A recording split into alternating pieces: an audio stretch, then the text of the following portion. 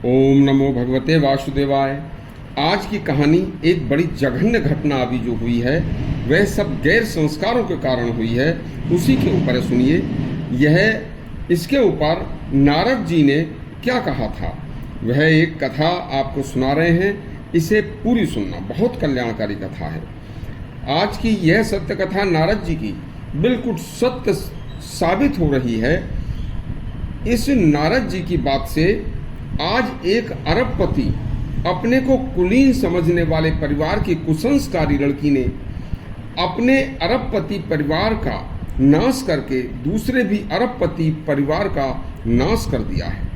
यदि सिया गोयल कुसंस्कारी न होती तो न तो अपने परिवार की इज्जत मिट्टी में मिलती और न ही दूसरे के साथ, जिस लड़के के साथ सगाई हो चुकी थी, उसके इकलौते पुत्र की हत्या होती और उसके घर का दीपक न बुझता।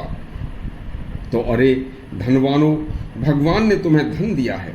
उस धन का सही सदुपयोग तभी संभव है जब तुम्हारी संतान संस्कारी हो। आज तुम्हें भक्त प्रहलाद के जन्म से पहले की कथा सुना रहा हूँ। सुनिए। महारानी कयाधु के गर्भ में भक्त प्रहलाद पल रहे थे। भक्त की माता, प्रहलाद की माता कयाधु ने अपने गर्भस्थ शिशु को जन्म से पहले ही संस्कार देने शुरू कर देने के उद्देश्य से देव ऋषि नारद का आह्वान करके उनसे उपदेश सुनकर राक्षसी परिवार की बहू होकर भी भगवान के अनन्य भक्त प्रहलाद को जन्म दिया था। महारानी कयाधु ने नारद मुनि से कहा था कि हे देव ऋषि, मेरा जन्म दानव कुल में हुआ है और मैं दैत्यराज की राजमहिषी हूँ। इस कारण मैं धर्मशास्त्रों से अनभिज्ञ हूँ। आपने मुझे भगवत प्राप्ति तथा श्री भगवान विष्णु की शरणागति के 6 भेद बताए हैं। मैं उनका पूर्ण पालन करूंगी। हे देव ऋषि नारद, सुनिए, मुझे इससे क्या मेरा कल्याण होगा?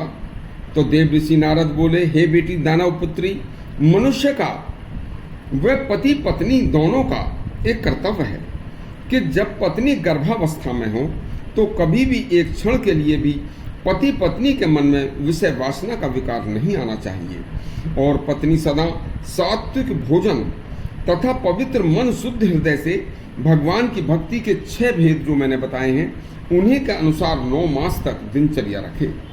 अष्टांग योग के अनुसार प्रपत्ति के 6 अंगों को 6 वेद के नाम से जाना जाता है। सदा भगवान श्री हरि की अनुकूलता का ऐसा व्यक्ति संकल्प के साथ अपने मन में विश्वास करे और सोचे कि हे भगवान, अवश्य आप मेरी वे मेरे गर्भस्थ शिशु की रक्षा कर रहे हैं। गर्भस्थ शिशु को सद्बुद्धि देंगे। अपने धन के राजसी तामसी विचारों को त्याग कर सात्विकी विचारों में जिए तो राक्षस कुल की कन्या व राक्षस पिता के होते हुए भी भक्त प्रहलाद जैसे भक्त का जन्म हुआ।